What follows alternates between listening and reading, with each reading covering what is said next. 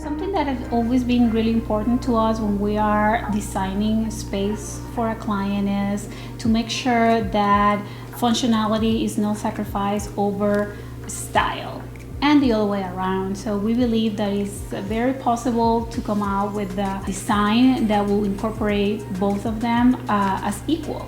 With an engineering background, I mean, my brain that operates in a way that I need to see functionality. I need to see that if we're designing a kitchen, we are incorporating all the elements that will make our client's life easier and to be tailored and fitted to their needs.